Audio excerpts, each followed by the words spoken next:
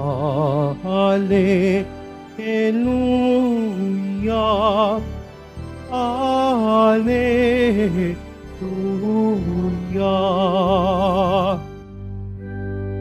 Mga tapat na apostol ay nagpupuri sa puon sa langit habang panahon. Alleluia, Alleluia, Alleluia, Alleluia.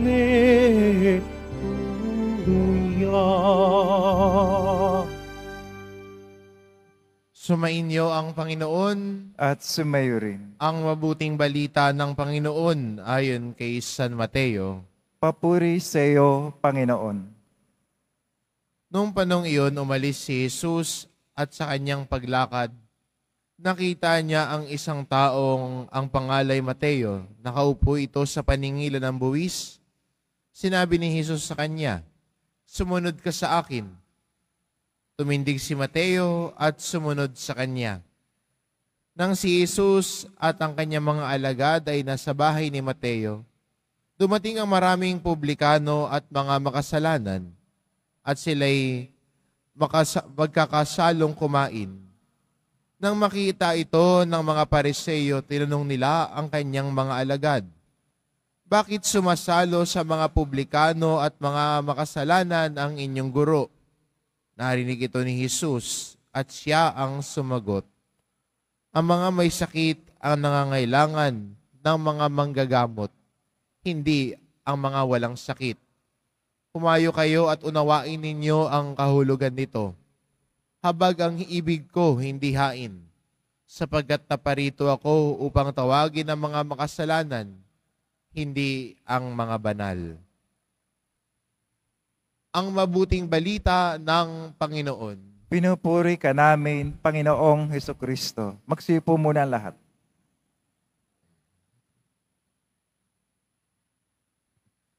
Marahilo sa Ebanghelyo, isa si Mateo sa mga nakadama ng awa ng Panginoon. Dahil natingin sa kanya ng karamihan, siya ay makasalanan, siya ay hindi karapat-dapat. Dahil siya ay isang publikano, kilalang makasalanan. Pero kahit na ganoon pa man, siya ay tinawag ng Diyos. Kahit ano pa ang kanyang kahinaan, kahit ano pa ang kanyang pagkukulang, kahit ano pa ang kanyang kasalanan, tinawag siya ng Diyos. Maganda rin para sa atin, no, bilang Kristiyano, na paghugutan din ng kwento ng pag-asa, ang kwento ni Mateo. Dahil minsan, ito rin yung sinasabi natin sa Panginoon. Sinasabi natin sa Kanya, "Panginoon, ako'y mahina, ako'y makasalanan. Hindi ako karapat-dapat sa iyo." Tapos sumaalis na tayo. Pero, sinasabi din sa atin ng Panginoon, kahit mahina ka, kahit makasalanan ka, pinatatawad kita, kaya sumunod ka sa akin. Ang kwento ni Mateo ay kwento ng habag at awa ng Diyos. Na sa kabila ng kahinaan ng isang tao, sa kabila ng pagiging makasalanan, siya ay nakadama ng pagpapatawad ng Diyos at tawag ng Diyos. Kaya maganda rin sa atin, bilang Kristiyano, bagamat ano ang iyong kahinaan, sana wag din mawala sa pag-iisip mo na kahit mahina ka, kahit makasalanan ka, mahal ka pa rin ng Diyos. Naalala ko pagkatapos ko magmisa, may lumapit po sa akin. At ang sabi niya sa akin, "Father, hindi ako naniniwala sa sinabi mo. Sa homily mo, Father, hindi ako naniniwala." Medyo nagulat ako, ano bang nasabi ko? At tinanong ko siya, ano ho bang nasabi ko? Yung sinabi niyo po na mahal ako ng Diyos. Father, hindi ako naniniwala. At tinanong ko siya, bakit naman? At ang sagot niya sa akin, kasi ho, Father, makasalanan ho ako eh. Sobrang hina ako, Father eh. Hindi ako naniniwalang mahal ako ng Diyos. At tumingin ako sa kanya, tinapik ko siya sa kanyang balikat at sinabi ko, ako din naman makasalanan eh. Ako din naman mahina eh. Pero kahit ganun pa man ako, mahal ako ng Diyos. At ganun din ang Diyos sa iyo. Alam niyang mahina ka, alam niyang makasalanan ka, pero mahal ka pa rin ng Diyos. Siguro ito yung magandang baon natin no, sa pagdiriwang natin ng kapistahan ho ni San Mateo. Nakadama ng awa at pagmamahal ng Diyos.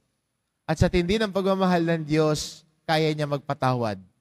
Sa tindi ng pagmamahal ng Diyos, kaya niyang maawa sa atin. Sa tindi ng pagmamahal ng Diyos, kaya niya tayong yakapin. Kaya ang kapistahan ni San Mateo ay hindi lang po pag-alala sa tawag ni Mateo na naririnig natin sa Ebanghelyo.